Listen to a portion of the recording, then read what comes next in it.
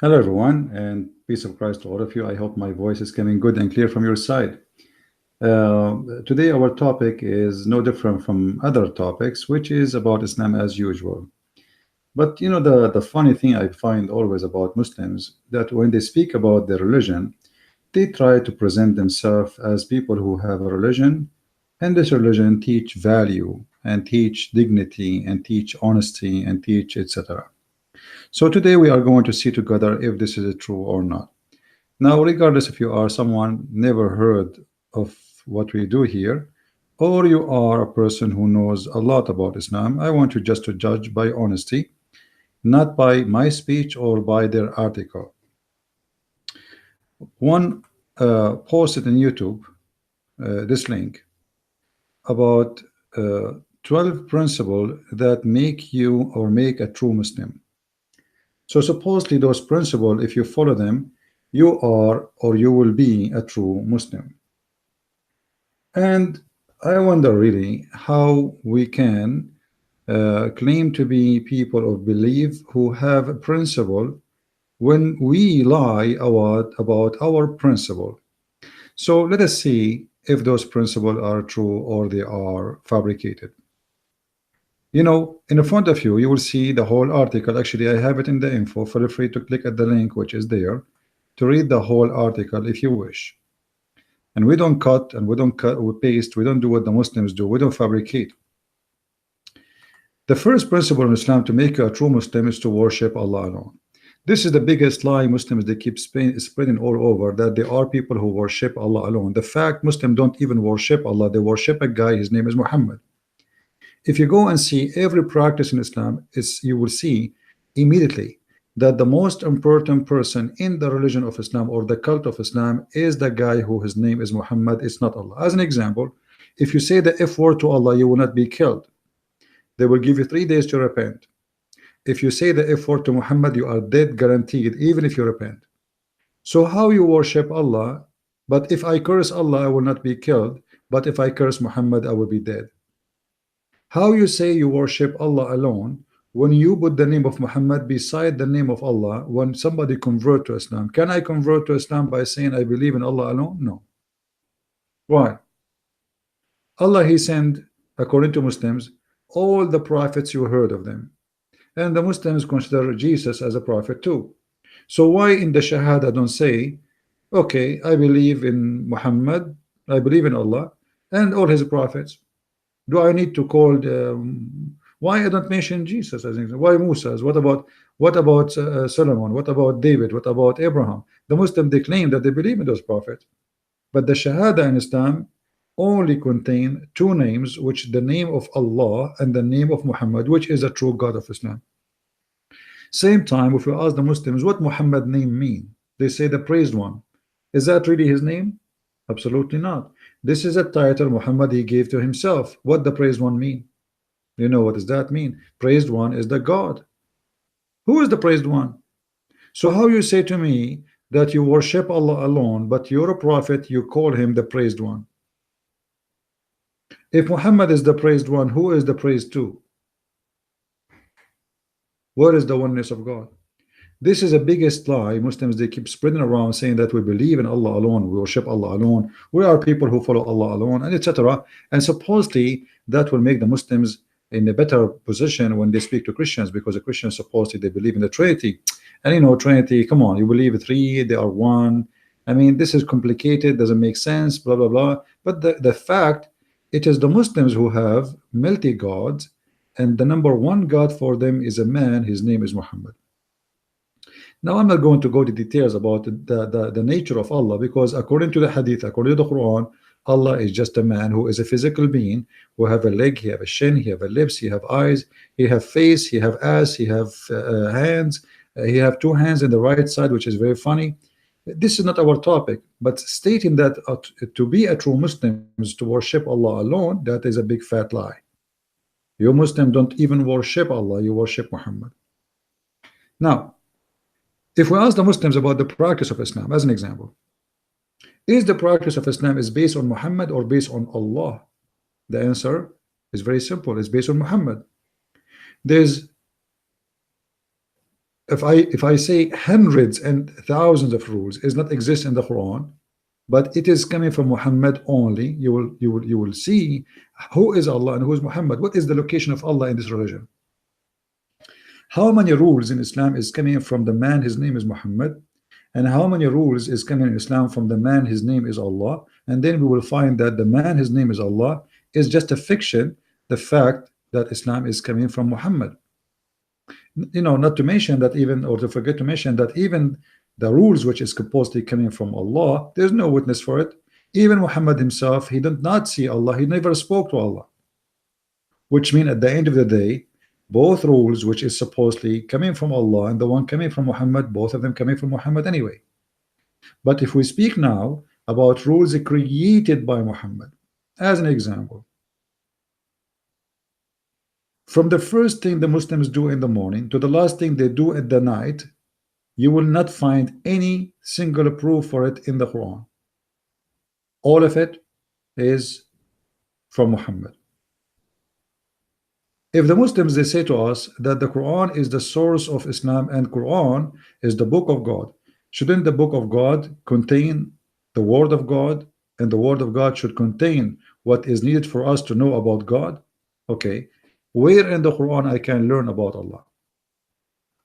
If I go right now and I type the word Allah in the Quran, what I find? I find the most stupid statement ever. Chapter 1 verse number 1, it says, in the name of Allah ar-Rahman ar-Rahim, Bismillahir Rahmanir Rahim. How in the word someone supposedly is God is talking, he's saying in the name of Allah ar-Rahman ar-Rahim. If he is saying in the name of Allah, so who is the one is talking? Have you ever heard of a stupid statement like this? In the name of Allah, most gracious, most merciful. This is translation for sure. It doesn't say gracious, it does not say merciful. Those are three names. Allah is a well-known name for the God of the Arab. Ar-Rahman is a name Muhammad he stole from the guy, the Muslim, they call him Musaylim al-Kadhab. He is really a true Muslim, or let us say the word Muslim even is stolen from his name, and the word Ar-Rahman is stolen from his name. If we go and search in the Quran and we search for the word Ar-Rahman,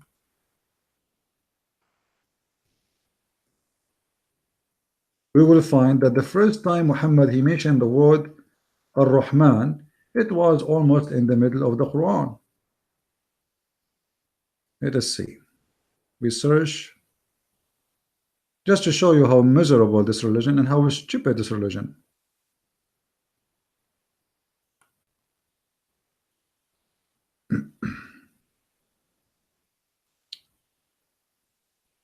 Let us see.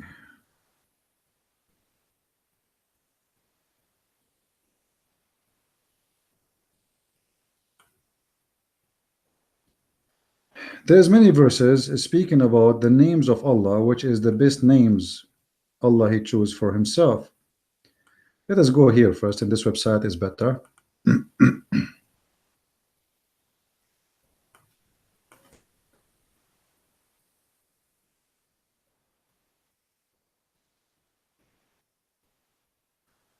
This is the most funny, stupid book ever you can imagine. I'm not insulting, I'm just showing you how you can expose this cult is. قل ادعوا الله أو ادعوا الرحمن أيما أتدعوا فله الأسماء الحسنى. What is this? This is a chapter 17 verse number 110. But this is a chapter 17 in the Quran today. The Muslims, they agree that the Quran today is not as an order of revelation. As an order of revelation, it's almost 50 or 51, depend in the recitation of the Quran.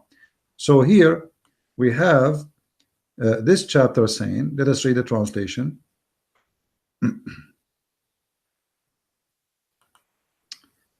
You see here, did not. I want to find somebody who gave the names, keep the names as it is. Here they are giving stupid translation.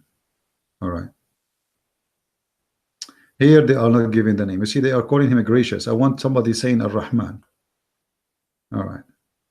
Until now, we fail to find Ar-Rahman because of the stupid translation they provide to us. Here they call him the beneficent. Stupid. They are replacing the word Ar-Rahman. The fact here the word is Ar-Rahman should appear in the translation. Here we go. Say, call upon Allah or call upon Ar-Rahman by whatever name you call upon him. For him belong all the beautiful names. Okay, what this story is about? This story is very simple. Muhammad never called his God Ar-Rahman. Never. Until the middle of his what he called prophethood, which means more than 10 years already passed. Suddenly Muhammad, he says, in the name of Ar-Rahman. The Arab around Muhammad, they say to him, Allah, we know who is he. Who is Ar-Rahman? The only Rahman we know is Rahmanul Yamama, which is the guy who, there's a guy who claimed that he's a prophet, and his God, his name is Ar-Rahman, and he called himself Rahman. Muhammad, he said to them, now he knew that he got busted. He is still in the name of the God of that guy. He said, I call him Allah or I call him Ar-Rahman, it doesn't matter. But here this will raise many questions. As long as Rahman, the word Rahman, appear for reality first time in the Quran in this verse. As you see, before this time Muhammad never called Ar-Rahman. Why? Because obviously nobody knows what is Rahman. They never heard this before. If you go to the book of Tafsir, if we go to book of Tafsir,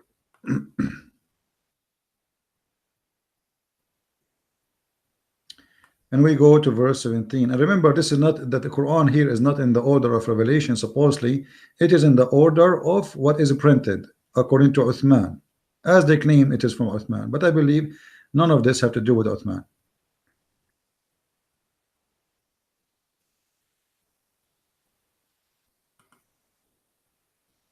All right.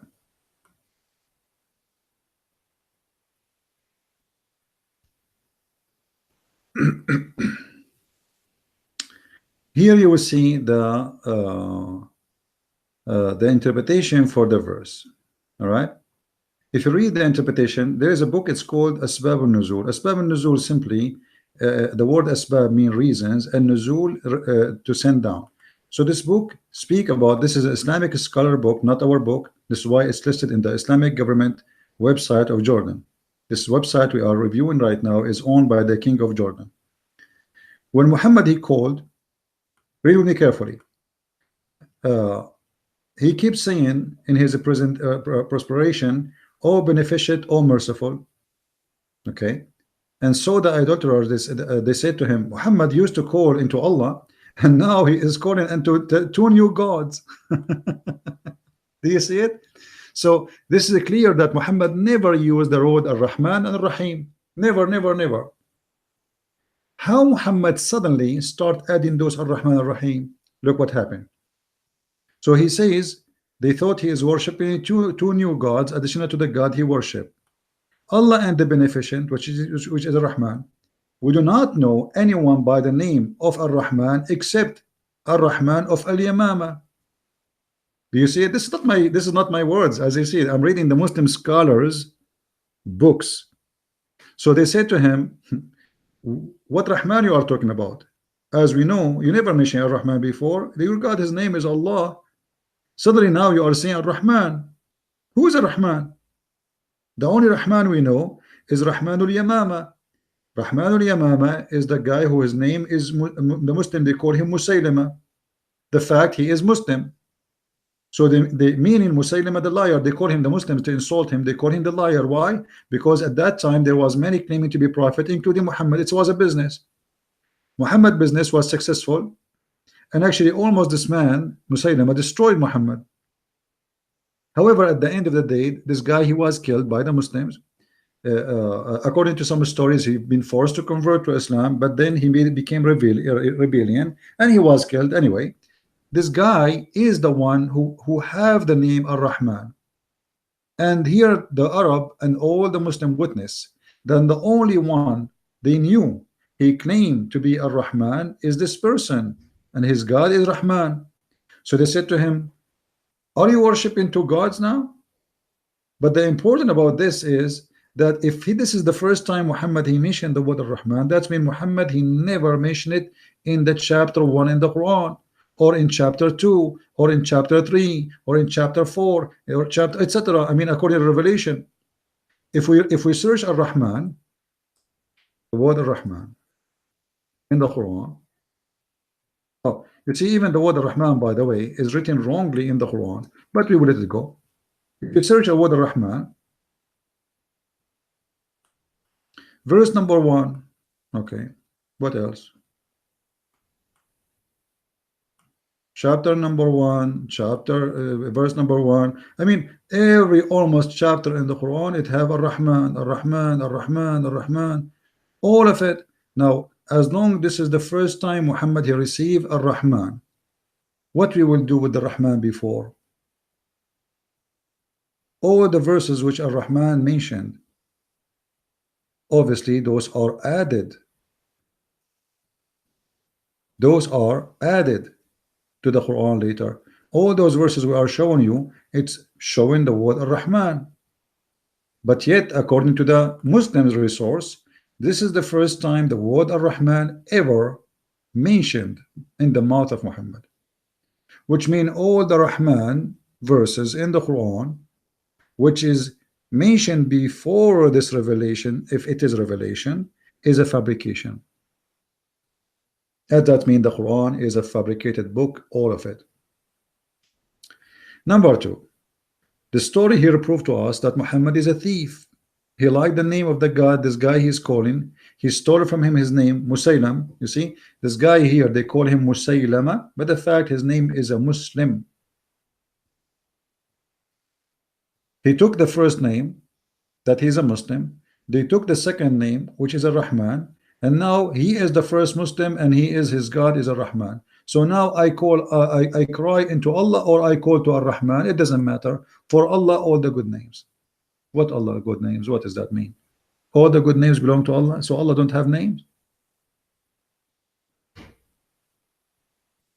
So what the name of Allah?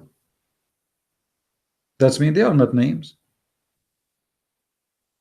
And why Muhammad never mentioned Ar-Rahman before? So when the Muslim they speak about the principle of worshiping one God, that's a fabrication, because even that God they speak of, they don't even know who is he. If we ask a Muslim who is Allah, he don't know. He will tell you he is the creator, but the Quran report that there's many creators. Which one? The Quran itself says that there is many creators. Which one I should worship? From the Quran, not from the book, I find that there's many creators. Which one I'm going to worship right now? فَتَبَارَكَ اللَّهُ أَحْسَنُ الْخَالِقِينَ. Blessed be Allah, the best of the creators. Okay. First of all, you see, if you discuss every word in the, every sentence in the Quran, you will see how stupid it is. Chapter 23, verse number 14. Yusuf Ali translation, Muslim translation, not mine. Okay.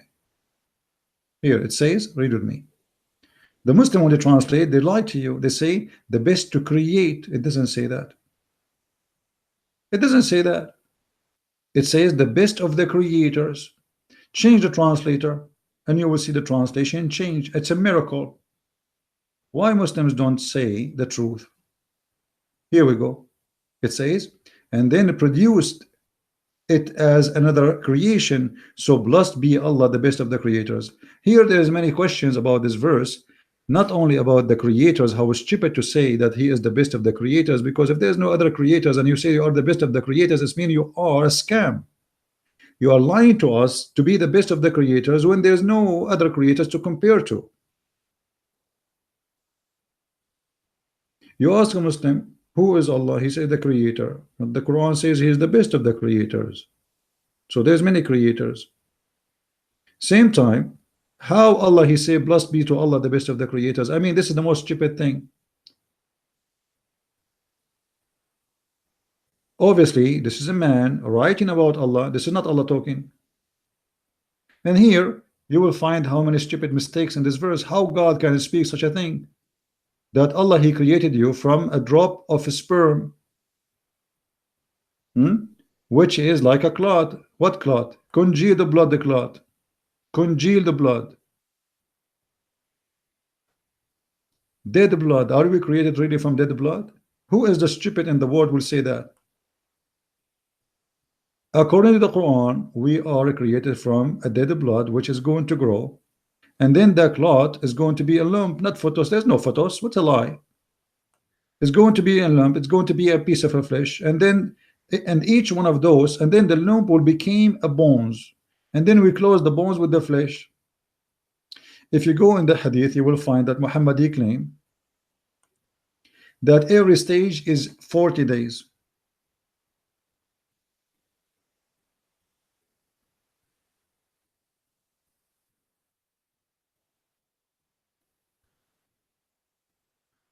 Let us see.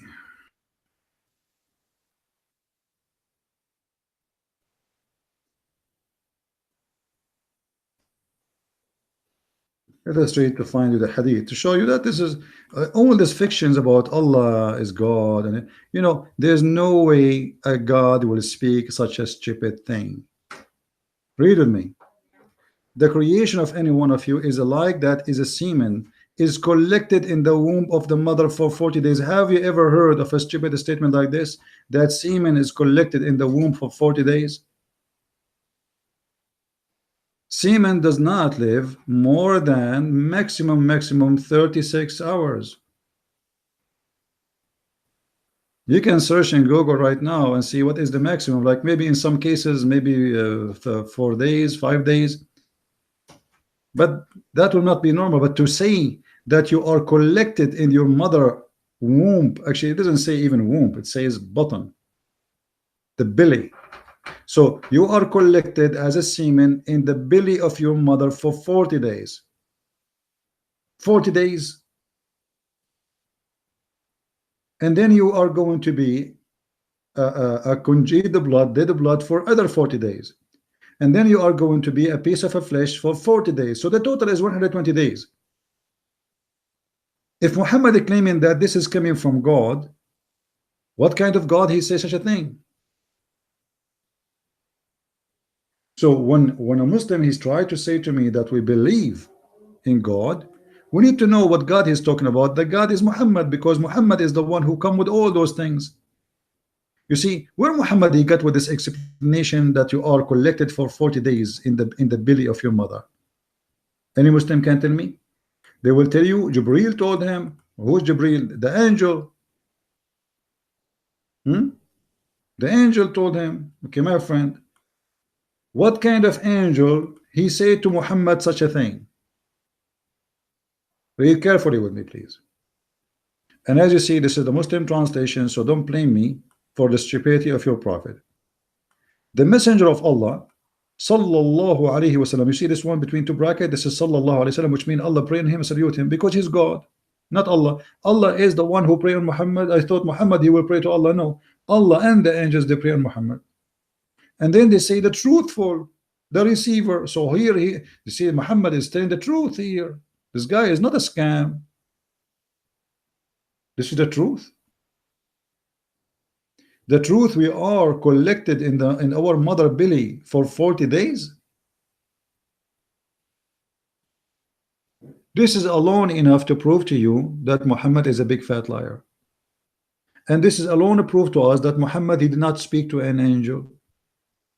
If you are an atheist, if you are a Christian, if you are a Jew, if you are a Hindu, whatever you are, you believe in angels or not?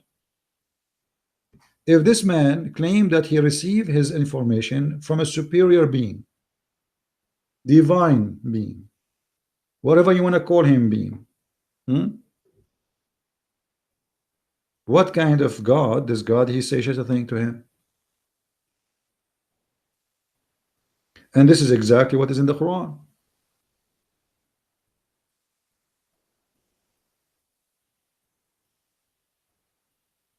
And now Muhammad, when he says such a thing, do the Muslims believe in it? Yes, absolutely. And then you became a dead blood for the same period. We are going to be blood for 40 days. Which donkey, which doctor in the world, he is a donkey, he will say and accept such a thing? The Muslims, they have a videos about Dr. Maury, I forgot his name, he's from Canada. They invited him to the conference in Saudi Arabia many years ago, and they gave him false translation for the Quran. And the guy, he said, this is fit with the science. What the Muslims do, they fool people about what is written in their book. They told him that it says there that it is like what is the insect name? I forgot. In English, it's like an insect stuck in your body to suck your blood.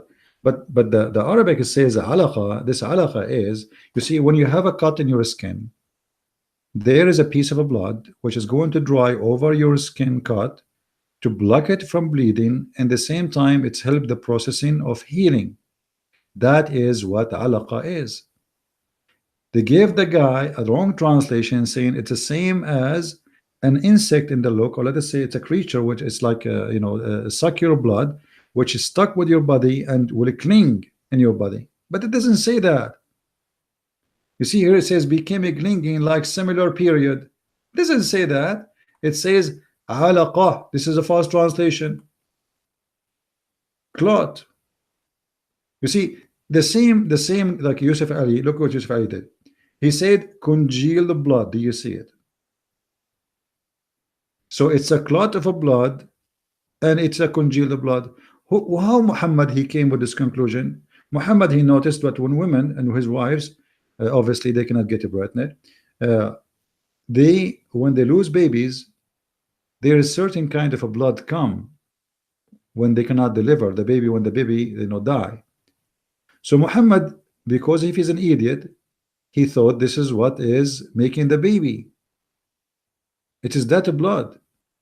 So we are for a certain time as this position, and then after that we changed to became a piece of a flesh, and then after that Allah will cover our bones by flesh. You said in the beginning flesh, and now cover the bones by flesh. And all of this is 40 days, 40 days, 40 days. So when the Muslims speak about worshiping, I don't want to speak longer about this. Worshipping one God, this is a big fat lie. Muslims have one God. His name is Muhammad, and it's not Allah. Allah is a side God. To sponsor Muhammad is just for the position. Muhammad, he used the name of Allah in order to reach to the job. It's like Erdogan. Erdogan, he used Golan. Golan is the true master of Erdogan. He is the one who made the government of Erdogan exist. He is the one who made him win. And when Erdogan he won, he kicked out Golan, and now Golan is in America as a refugee. Allah right now is a refugee, and he's homeless. His name is used, and Muhammad took over. Now we continue. The second principle in Islam, I don't know where the Muslims are coming with those principles. To be respectful, kind to the parents. Well, Muhammad was not respectful to his parents. He said that my father and your father in hellfire. Muhammad, what Muhammad he said about his family? Let us see. What Muhammad he said about his parents specifically. He said, Ya ayyuha alladhina amanu, innama al-mushrikuna najis.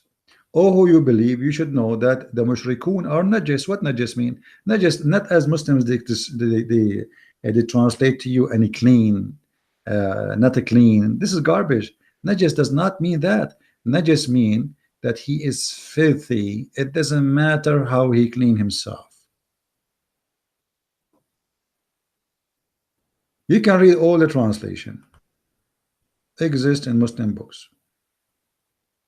Oh, who you believers, the idolaters are any clean. Doesn't say that. It says filthy. This is not about filthy only about body. They are filthy in and out. To the point they are not allowed to get close to the Muslims' holy places. And right now, if you go and search in Google, you will find that in Mecca and in Medina, there's roads. Before you enter the cities, it says for Muslims and non-Muslims. And the Muslims speak about racism and speak about where is fair, where is justice, how you treat people equally and not treat them equally. They speak about the South Africa government, the white African government, when they were discriminating the black, having black buses and white buses. Well, this exists right now as we speak in Saudi Arabia. There's cities where non-Muslims are not allowed to enter, and if you enter, they will chop your head as if you are a cat. In the highway, they have a signs where it says non-Muslims only, Muslims only. You can search it as we speak in Google, and you will see I'm telling the truth. And this is expose what the Muslims claim, that Islam came to make people equal. If we are equal, why we are unclean, and why we cannot go in certain roads, and why we cannot go in certain cities, and why we will be killed if we go there? Because simply you are unclean. Why I'm not clean? Because you are the Muslim. So where is the equality? I don't want to speak more about the equality, because that will take us to endless issues. Islam, all of it, don't believe in equality. As an example, the punishment of killing non-Muslim is not equal to killing Muslim. Muhammad, he said, there's no Muslim will be killed for killing non-Muslim, but the punishment for killing a Muslim is death. Which means if a Muslim kill a Christian, he will not be killed according to Islamic law. I'm talking about murder, not killing by accident. No, he will not be killed. But if a Muslim murder a Muslim, he will be killed. Right now, as we speak, the punishment of a murder in Iran for non-Muslim is what equal to $500, which is the price of a half cow, not even a cow, a goat. But if an Iranian citizen, he's a Muslim, he kill a Muslim, the punishment is death. This is the truth. So Muhammad, he announced that his parents are najis and they are unclean and they are dirty. Where is the respect? Even the Quran speaking about respecting the parents. Isn't it Abu Lahab is the uncle of Muhammad?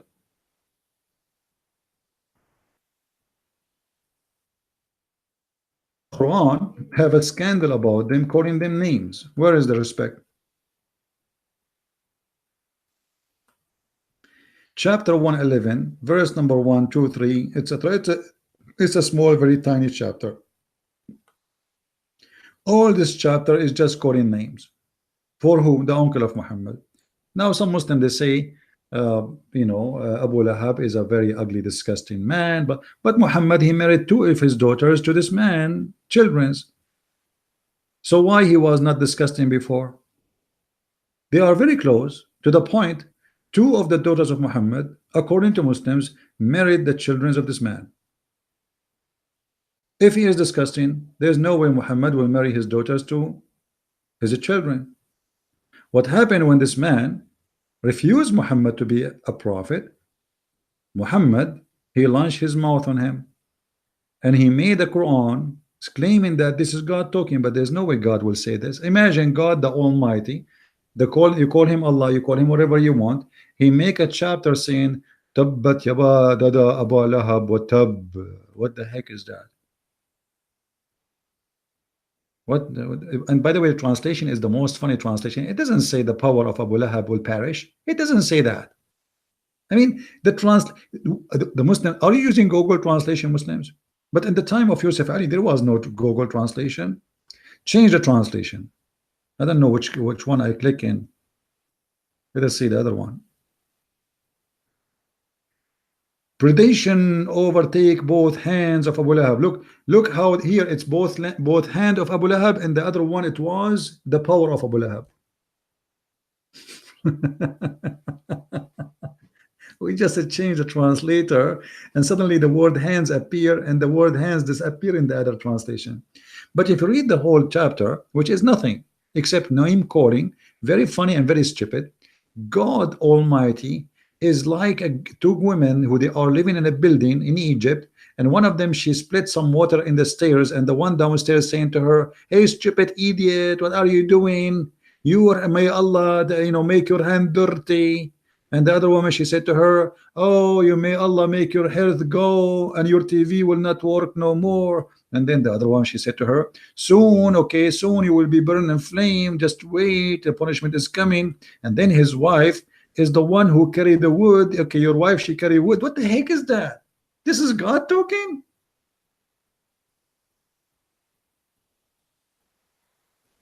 I mean, who is the crazy here? God, he speak like this. This is, with my respect to ladies, but this is a fight between 2 ladies about washing the stairs. One of them, she's calling the other one names. This is cannot be God. This is madness.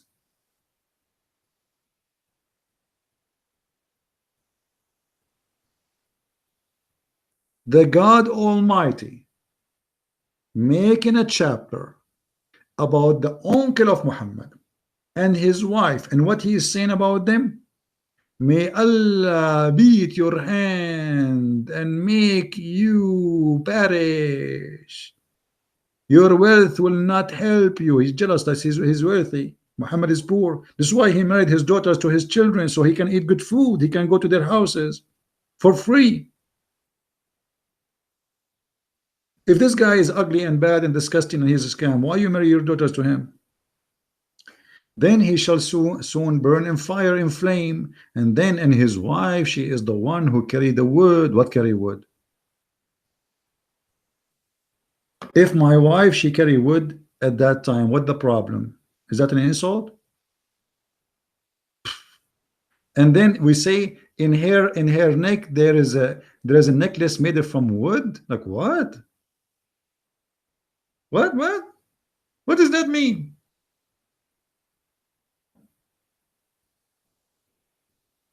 What the heck is that?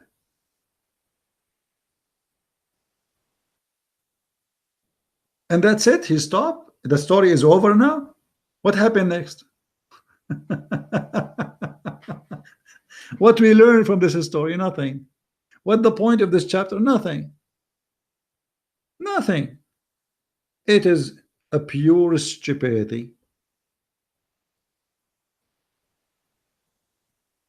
And by the way, the Muslims, everyone give you a different story about this guy. Even some of them, they say he is not the uncle of Muhammad. Some of them, he says, no, his daughter was not married. Because the Muslims are the most confused people ever in the world. They have thousands and thousands, if not millions of stories, and all these stories don't match. But we go by what they believe at the end. Now we go back to the article. Muhammad, he insulted his parents. He said, my father and your father, Abi wa abaka fil nar. Let me show you this hadith.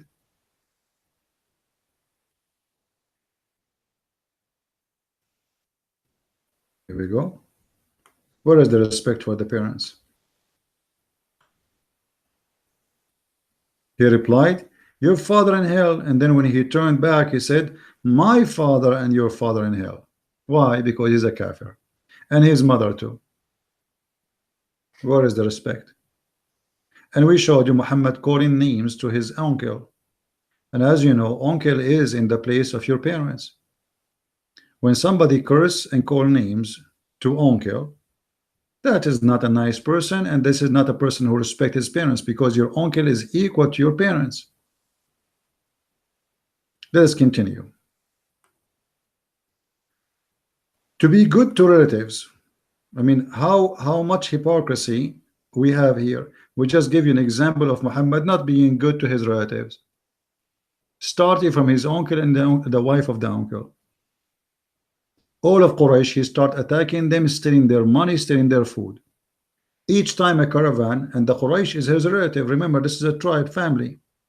Each time the tribe have a caravan to do trade or to bring trade in, Muhammad, he attack it because he's a thief.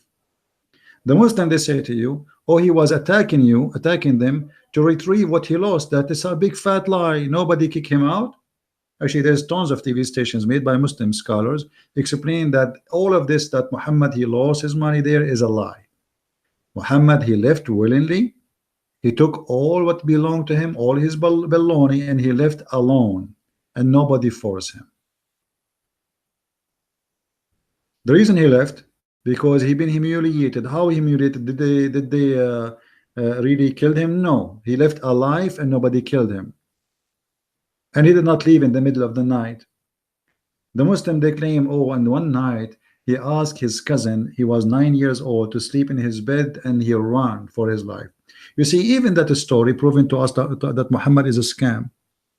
Imagine I ask a child, he's 9 years old, to sleep in my bed, so my enemies will enter my room and put their sword in him, thinking that this is me, and cover his face. What kind of a coward I am to do so? Even that story is a proof that Muhammad is a scam, if it's true. We continue. Be good to your parents, huh? You're right.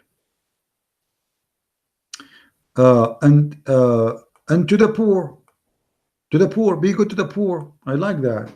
You see, when Muhammad, a man, he was a blind, he came to him. The chapter of Abasa, even the chapter name is Abasa. What Abasa? What this chapter is about? This is a chapter about a guy, he is a blind, and he is poor, chapter 74, verse number 22. He came to Muhammad. Muhammad, he kicked him out, for he is busy speaking to the rich people. You know, why I'm going to speak to a poor person? Let us go, hold on. Why I want to go speak to speak to a poor person when I can speak to the rich ones who have money, they have dollars. So what I do? I insult the bad one. If I go, let me go first. Hold on. Before I go to Abasa 74, let me show you this one about the poor one.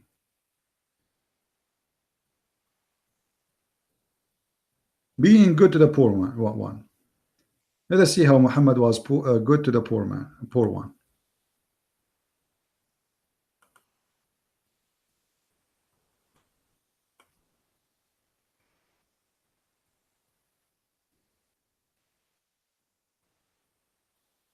Who is more poor than someone is an orphan?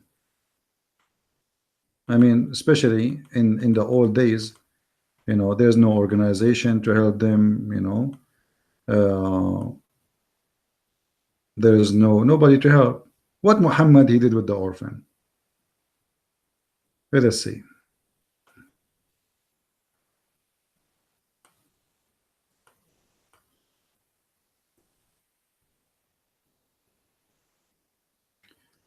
Let's see.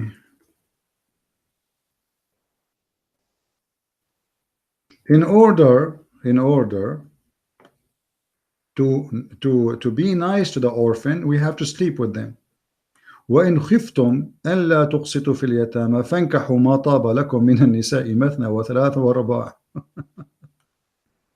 This is how we can be nice to the orphan.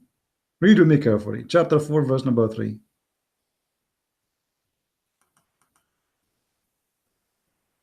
If you fear that you shall not be able to deal justly with the orphan, then go and not doesn't say marry, if of the women of your choice, 2 and 3 and 4. Okay, what is the connection of being justly to the orphan and having sex with 4 women? Anybody can tell me? What is the relationship? Imagine, God forbid, Jesus is speaking about orphans, and then says, if you cannot be fair with the orphan, go and 2 and 3 and 4 women of your choice. I want anyone to explain to me how this happened. What is the connection? Any Muslim can tell me? What is the connection? How we can connect this to this? What orphan have to do with sex? Simply what Muslims they do, they take orphan children and they force them into sex, and this is supposedly is a charity. In other way, they marry children who they are orphan. So a Muslim, he will not give money to a child unless the child, especially she have to be a girl, she take off her panty. That is how we can be merciful and justly with the orphan. And this is being good to the poor. Is that how we can be good? There's a story of a woman where she was dying in the desert, and then a Bedouin man, Muslim man, he was going through in the desert with his camel. The woman, she begged him for money, for food and water. She's dying. The man, he said, I will give you if you let me rape you. The woman, she said, this is not fair. I want to eat. I'm dying. Just be a man. He said, well, deal is deal. You want? Give me what I want, take what you want. She have no choice. She let him rape her because this is rape, is against her will. Then she went to Umar ibn Khattab, the Caliphate, and she complained that this guy, he raped her. Umar ibn Khattab, he said, this is marriage. This is marriage. Let me see if I can find the hadith. Maybe I can find it. You never know.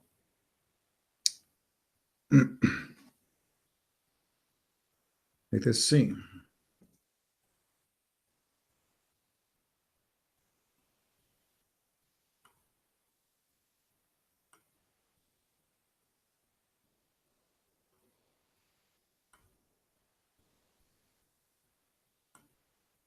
I'm trying to find it. Maybe.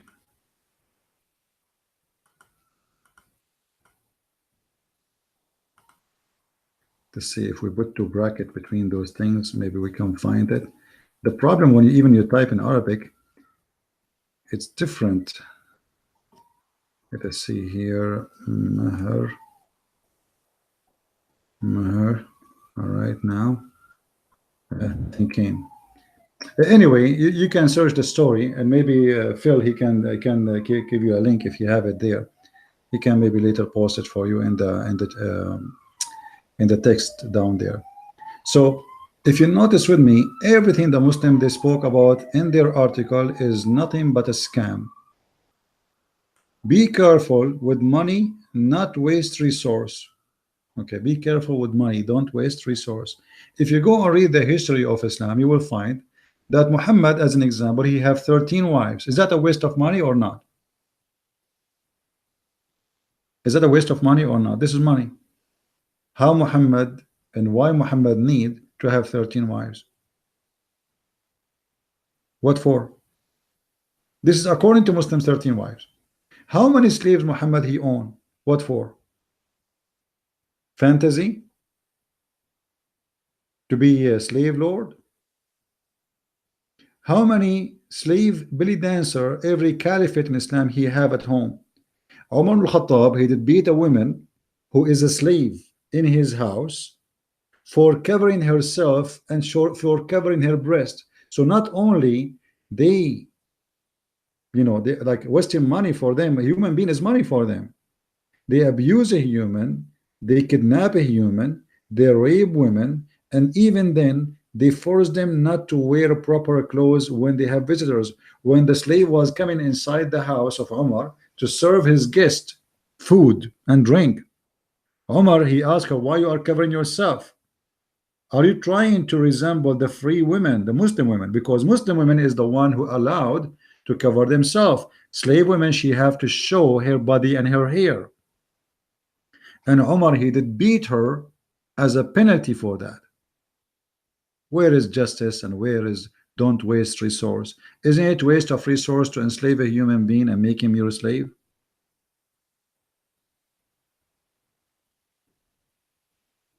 Isn't it waste of resource to travel from China to go to Saudi Arabia to go around the black stone and to kiss it and to lick it?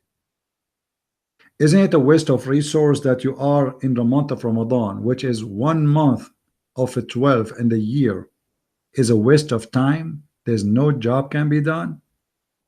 In the month of Ramadan, all Islamic countries, they go sleep. Where is the waste? Or don't waste resource? What about Muhammad burning trees? Is that a waste of resource on money?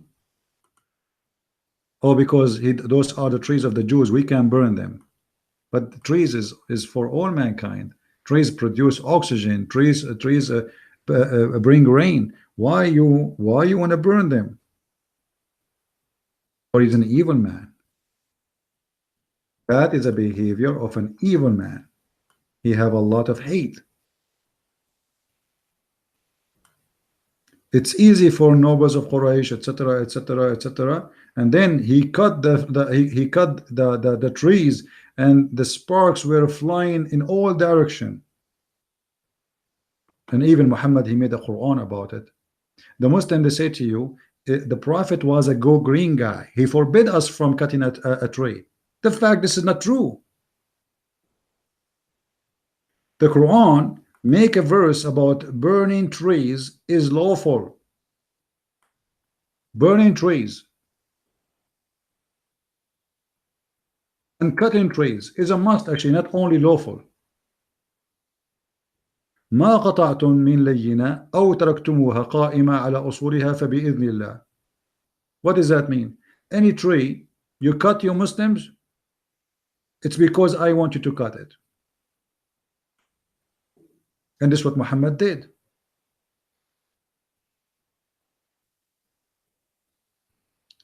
And why you do it? Because this is the land of the enemies. We burn them all. We burn their trees. We burn everything in our way. We are the civil people. Muhammad is the most amazing civil man.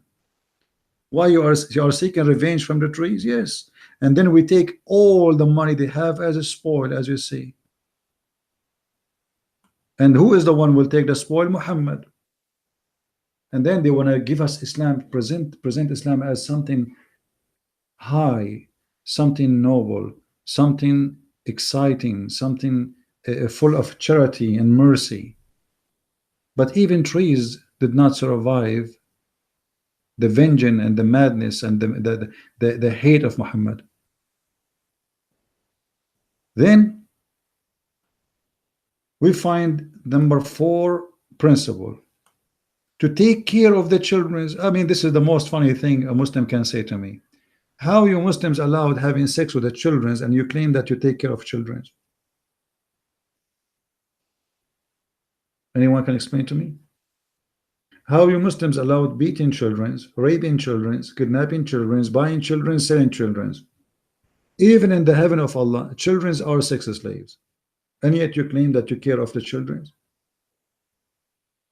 When Muhammad, he did marry a child at the age of 6, was he taking care of the children? And we just showed you the verse in the Quran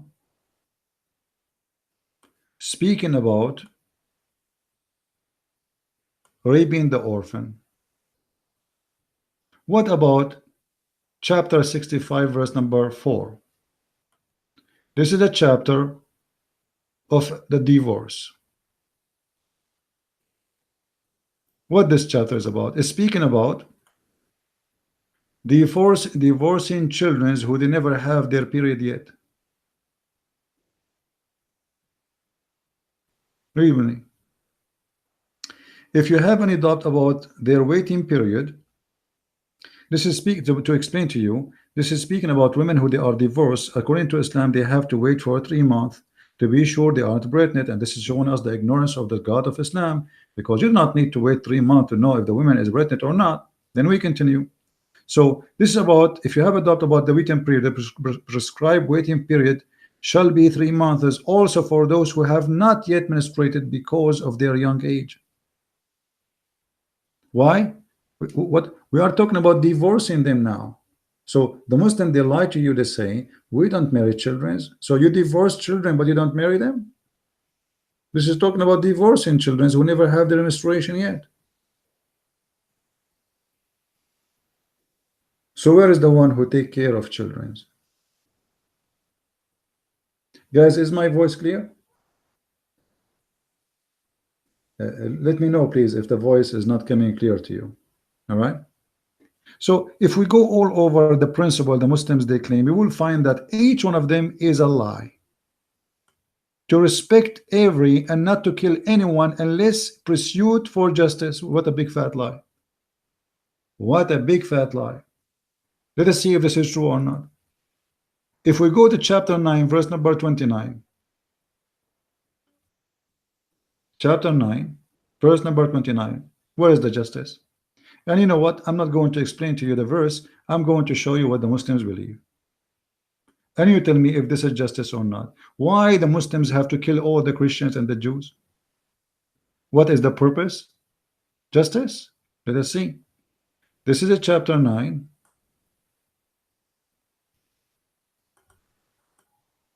All right, and here we go.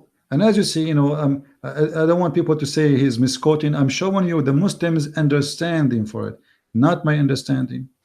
Let me make it bigger, the text bigger. so you can see it better. All right. As you see, the mushrikeen are najis. The mushrikeen are filthy, are impure. So what we would do with them? They and the people of Dhimma, which mean the Christian and the Jews, are filthy. They are trash. They are garbage. And they give us speeches about how the white man treated the black man. You are the one who treat people not equally. You are the one who call people clean and unclean by your own sanctions. You are the one who discriminate by religion. Al-mu'minu la yanajjas. Okay, the believer does not become impure. So a Muslim, just because he's a Muslim, he's always impure. And you, because you are not a Muslim, you are impure. As simple as that. And supposedly Islam, they give us a speech about Islam as being teach equality. Islam teach dignity. Where is the dignity in that?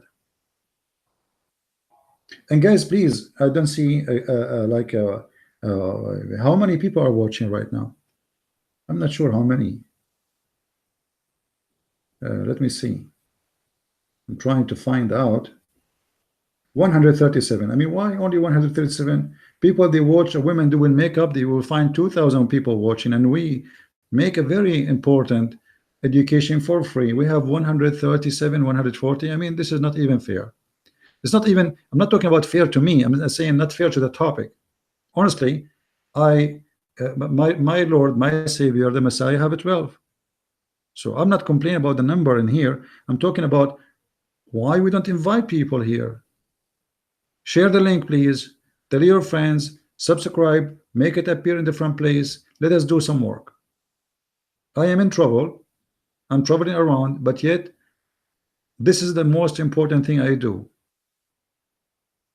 To show everybody that what they say to you about this cult is absolutely false. And as you see, we don't say things, we don't make speeches as the Muslims they say. A Muslim, he will quote for you a verse from the Bible, he will give it a meaning does not exist. We don't do that. I'm not even giving you my opinion. I'm here, I'm showing you what they believe. This is their interpretation. This is their website. This is their scholar. It's published as we speak today. In the moment, we see all together the same page. We don't do what the Muslims do. A Muslim, he will quote for you Jesus saying, the one who drink my water, he will never go thirsty, or he will never die. They will say here Jesus is saying drink my piss. Absolutely, this is false and stupid. But this is what they do. We don't do that. We don't do what the Muslims do. We don't belong to the devil who need to play games and spread lies. We show things as it is. No sugarcoating, no fabrication, no politically correct, as it is. And being a witness, I'm not showing my camera, I'm showing my screen. For a very simple reason. Because I wanted to see the evidence. Otherwise, who care about me, who I look like? That will not help you to prove your point. Then we continue. In here they said how to respect every life and not to kill anyone unless it's a pursuit of justice. Is that really what Islam teach? If you go in the Quran as an example, and I will go back to chapter 9 verse number 28, and there is many verses, but I'm just quoting one. In the Quran we have a story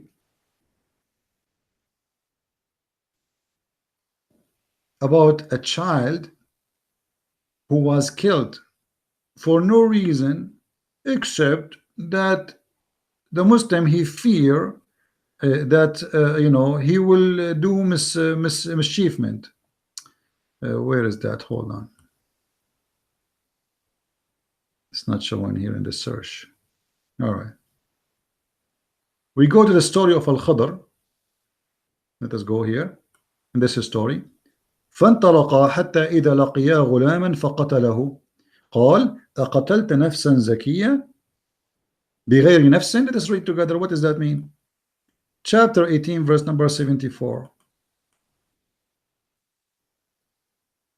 This is the story about a prophet of Islam. His name is Al-Khadr, and a prophet, his name is Moses, and this is the Moses of the Jews supposedly.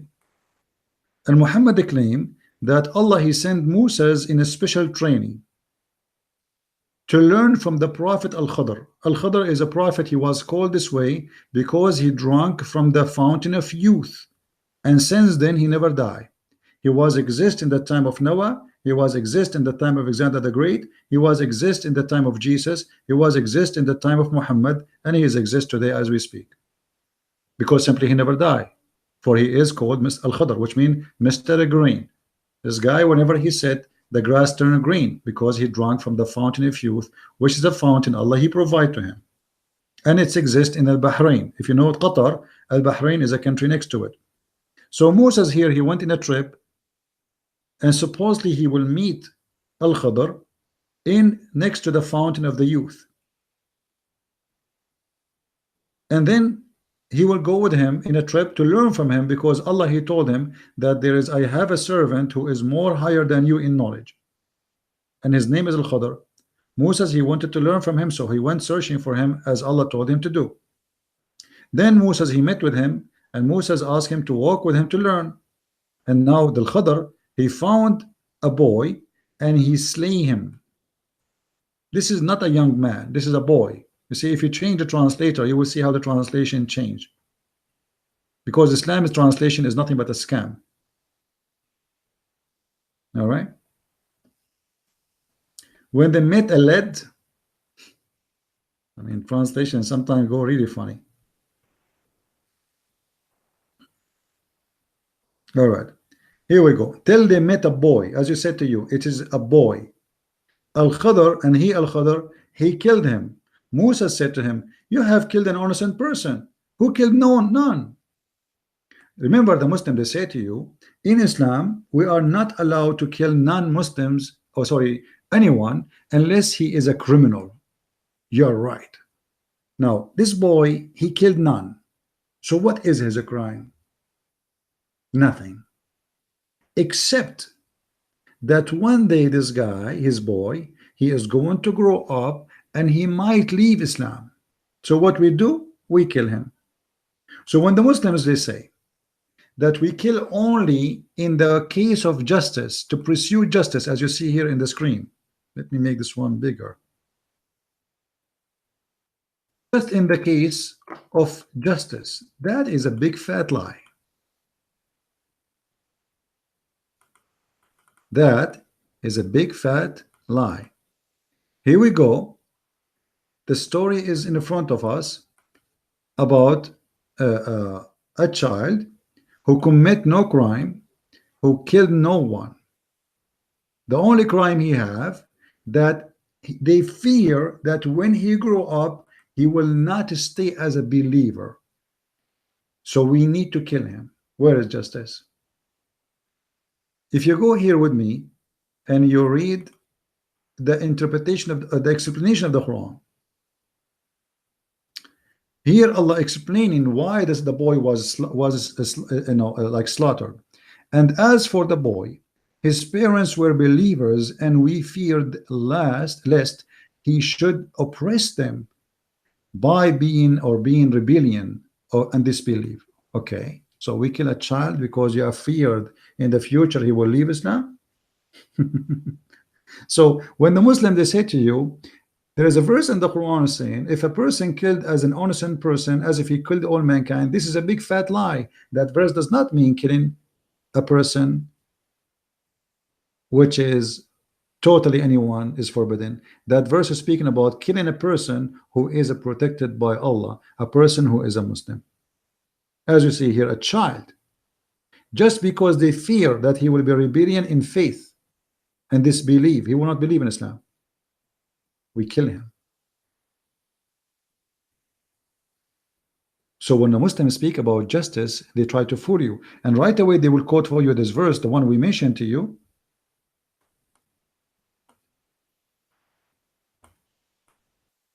about killing an innocent person. It is nothing but a fabrication of the meaning. If we go here,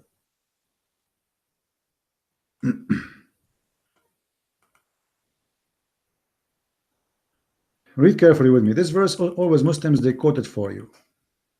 Chapter 5, verse number 32. They quote it everywhere. Obama himself, he quoted in his speech in Egypt because he is a deceiver Muslim. And on the account, we are denied to the children of Israel. So this was a command to Moses, not even to Muslims, that if anyone slew a person, unless it is for a murder or spreading mischievement in the land, it would be as if he slew the whole people. This is what they say to you. The Islam is against the murder of an innocent person. But what they don't tell you, that Islam consider anyone is not a Muslim is not innocent. You see that deception?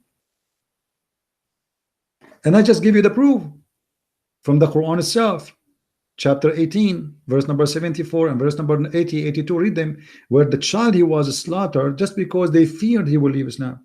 And Muhammad in the Quran, he said, Man baddala dinahu faqtulu. The one who changes religion, kill him. What is the justice? Do we kill a person who for changing his religion according to Islam? They say, yeah. So how you say to me according to justice? What is justice? You claim that in Islam we kill only the one who commit a murder. So why you want to kill somebody just because he changed his religion? Because simply this is a murder in Islam. It's a crime. It's the biggest crime ever. Man baddala dinahu faqtulu. The one who changed the religion, kill him. If we go back to the stories of the Christians, because we were talking about chapter 9, verse number 28. If we go down, you can read the whole chapter, the whole interpretation. But read with me here. The Quran says, fight against those who believe not in Allah. Hold on. The Muslim, they say to you, we kill only those who fight us. Okay. Did the Christians in Egypt fight the Muslims? No. Did the barbarian in Algeria and Morocco fight the Muslims? No. Did the people, the Assyrian in Iraq, they fought the Muslims? No. Never. But why you attack them then? Did the Spanish in Spain attack the Muslims? No. No. Muhammad, he sent the 3 letters during his lifetime according to Muslims, saying Aslim Taslam. Convert to Islam, you will be safe. Which means convert or die. Aslim Taslam.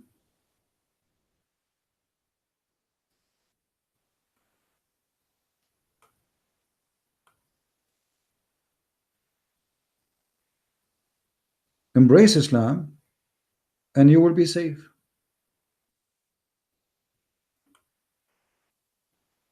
As you see in front of you. You know?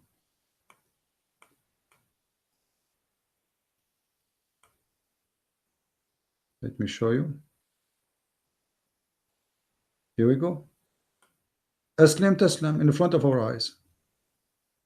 Convert to Islam, you will be safe.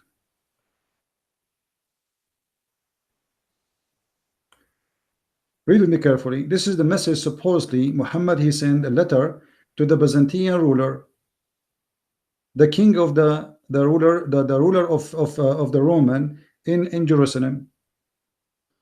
And he said to him, convert to Islam. I call you to Islam. If you become a Muslim, you will be safe. Do you see it?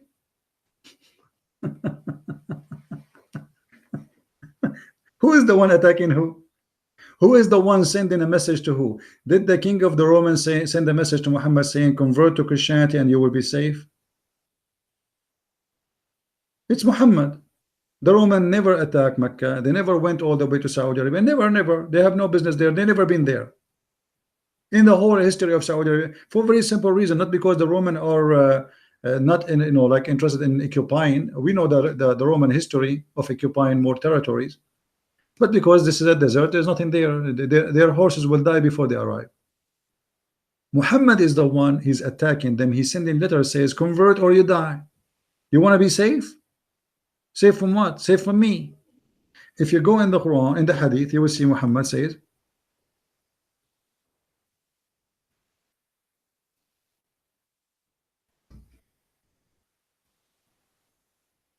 I've been ordered to fight all and to fight and kill. You see here the word qatilu, it's about fight to kill. All those hadith in front of us is speaking about that I've been ordered to fight and kill all mankind, unless what?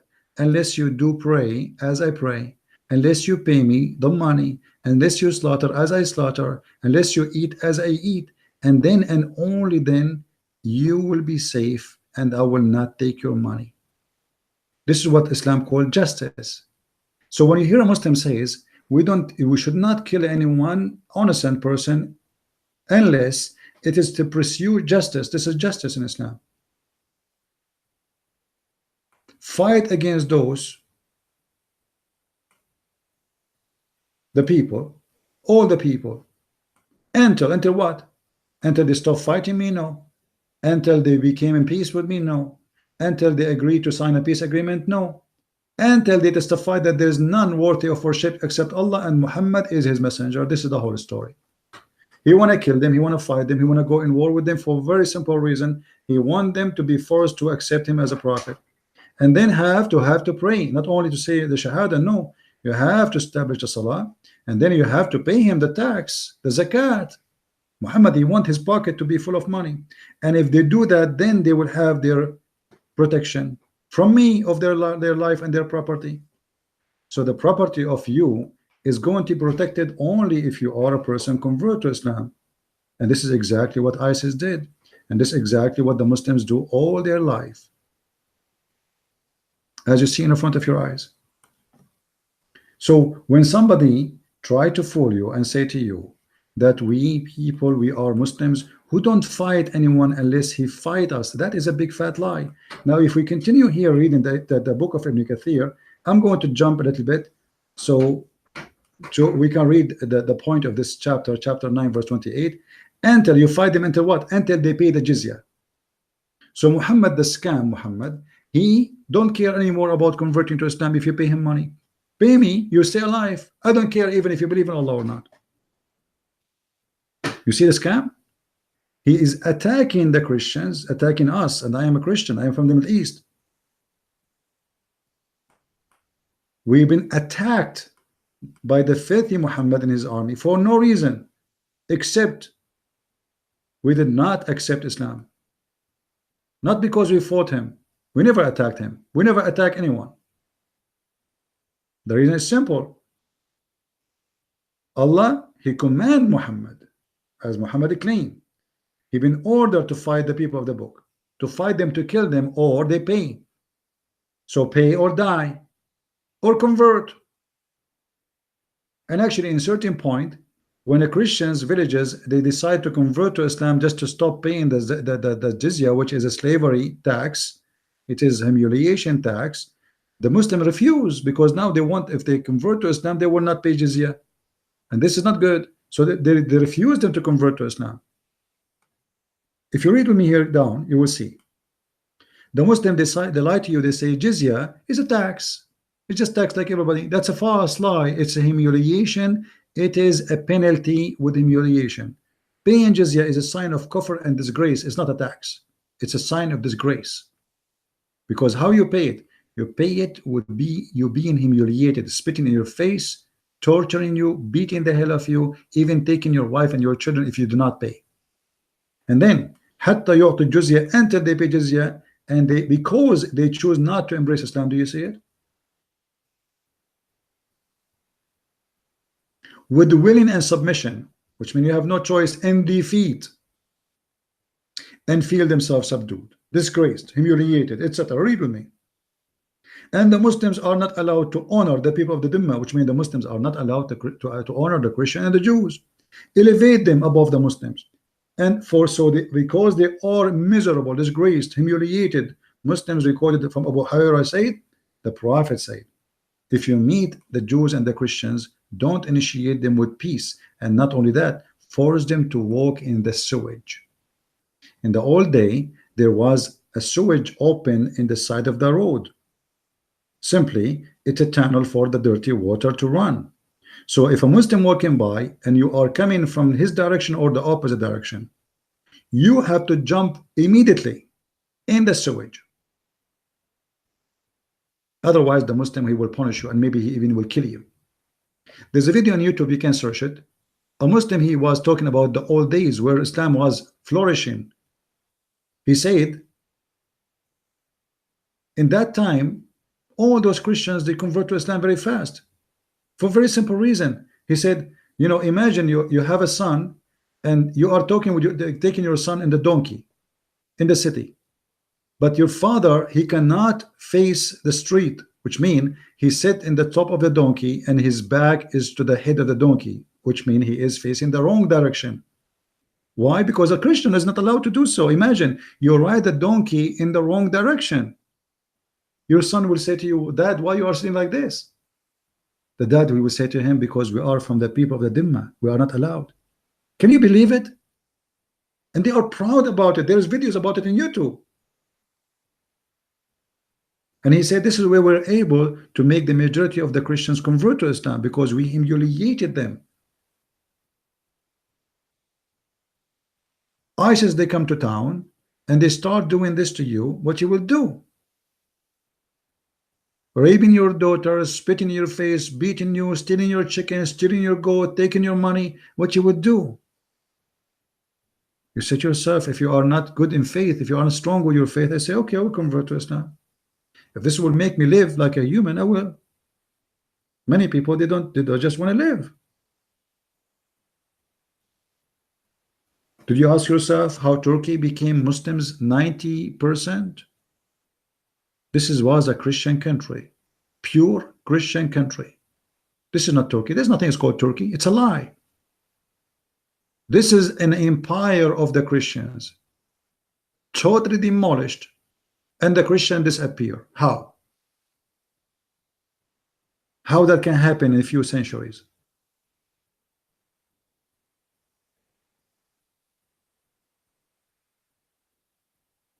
We will stop here, and I hope we cover enough details that all what the Muslims claim to be principle is nothing but a scam.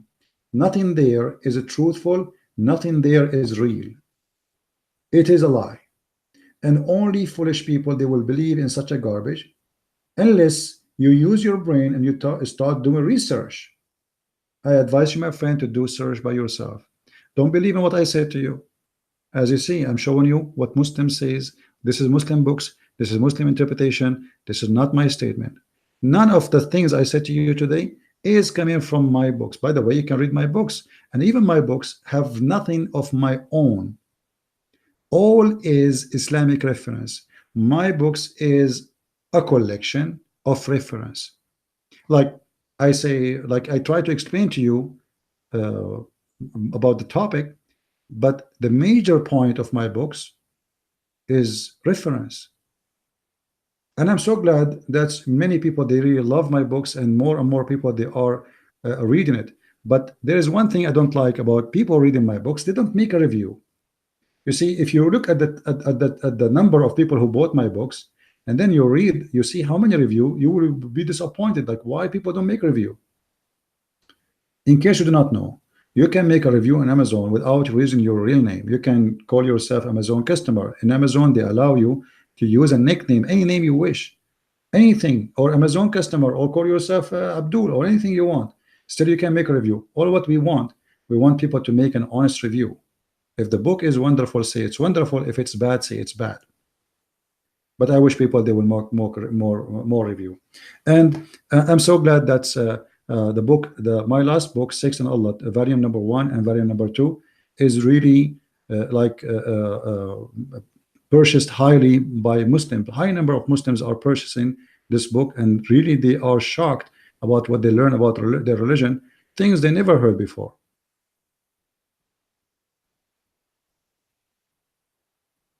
Right now I'm working in additional book, which is going to be about the apostle of Jesus and Islam, and I hope I will be able to finish it as soon as I can.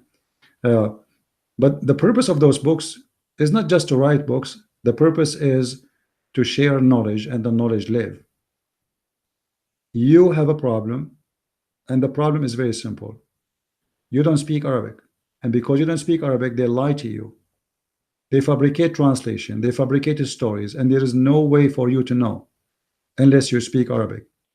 All the Islamic translation, including the one we see in front of us. If I show you the books of Ibn Kathir, which I have it in my home, all the collection of Ibn Kathir of tafsir, and you compare between the English one, you will see that 90% of the English translation, it does not exist in the Arabic translation, and 90% of the Arabic text does not exist in the English translation, which means most of it is gone. It is totally disappeared. Because Muslims, when they translate, they don't really translate, they make a book to defend Islam. If you remember, when I was debating with the Sheikh of Al-Azhar, Sheikh Ruhi, he said to me, when I spoke about tafsir, he said those tafsir books is made to solve a problem. He's saying the truth. What is the problem? Is to defend Islam. Islam is stupid.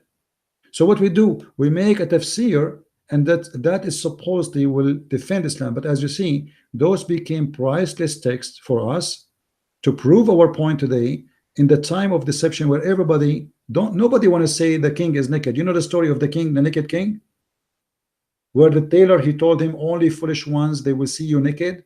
Then a child, he said, the king is naked, the king is naked. We are in this time.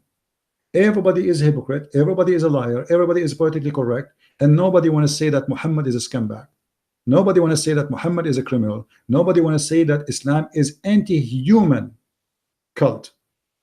This religion is not a religion. It's a cult, should be forbidden. This is more fascist from Hitler. This is more Nazis from Mussolini. This is the most ugly, disgusting cult ever you can imagine.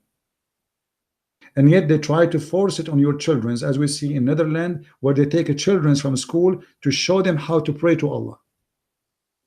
Because people are stupid and people are mute and deaf under the political correction and under the liberals TV stations. We are living in a time where doing right is wrong and doing wrong is right. We are in a time that people cannot find a bathroom for them, where a man, he can go to piss with the children's. Why? Because what if a man, he would like to be a girl? So they are confused about gender. They are confused about identity. They don't want to have even their flag. Imagine a child will be kicked out of his school because he's carrying American flag. I mean, have you ever heard of a stupidity like this? We are living under the liberal influence of media, which is nothing but disgusting and stupidity. And today's stupidity is education. People watch Oprah, but they don't listen to me. I spend my life reading, studying, and then you will find somebody saying to you that Allah is God and Akbar is mean great. And that's it. Supposedly this guy is going to educate you. And then we find someone like John McCain saying to you that Allahu Akbar does not mean jihad. It does not mean anything because it says Allah is a great. It's very simple. You know, don't you say the Lord is a great in Christianity? And then you find an Obama quoting for you the Quran, misleading you, saying to you Islam is peace. Same as George Bush, same all the scumbags around you, same as the president of France, and all. I mean, scam is all over, and nobody want to say the truth. So how your son will know the truth? This is why our videos are very important. Please download them, share them. I don't care how many people subscribe to my channel. I have many channels. I have people who download my videos and they have a lot more subscribers from what I will have in the coming 10 years. Good for you. What I care for is sharing the truth. Download my videos, cut them pieces, share them with your friends, watch them, explain to your children. Let your children learn. Don't hide the truth from them, because your child tomorrow will go to school and he will find a Muslim. He will lie to him. The Muslim himself, he been lied to. And your child have no education. Adult these days have no education. People don't even read books these days. People watch movies. They get their source about Jesus from a movie. It's called The Passion of Christ. That's it. They get their source about Islam from a movie. It's called Ar-Risala, made by Al-Qaddafi. Nobody want to learn. and nobody want to read, and nobody want to search, and they go by the lies of the liberals, where Islam means peace. Islam is a religion like everybody, and Muslims are peaceful people. What a scam. And I'm not talking about against the Muslims, by the way. I'm talking against the religion. A Muslim person, at the end of the day, he is a believer in Islam. If Islam teaching terrorism, then how you want to tell me a Muslim he teach peace or he believe in peace? Don't he believe in what Muhammad said? Well, this is what Muhammad said: I've been ordered to kill all mankind. Can you find me one Muslim condemn what Muhammad he said? Can you find me one Muslim says this is against Islam? Can you find me one Muslim says I reject this? No. But they are the followers of Muhammad. I've been commanded to fight the people until all of them convert to Islam. So you are telling me that Muhammad was a terrorist and his followers are nice people, and his followers don't believe in war, and his followers don't do what Muhammad do. Even Muhammad, he said, I've been victorious by terror. Nusirtu bil-ru'b. He was victorious by what? By terror. In the front of your eyes. Muhammad is the first terrorist, and you are saying to me that Muslims don't believe in terrorism? So the Prophet is a terrorist, and he said that and he announced it. And yet, those who follow him don't believe in terrorism. You're right. And every day there's an attack somewhere, they say to you, he have a mental issue. 2 days ago, attack in Toronto. The same day, attack in Germany.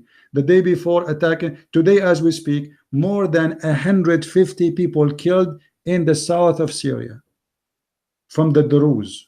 Why they are killed? Because they are Druze. The Muslim Sunni believe that the Druze are not Muslims.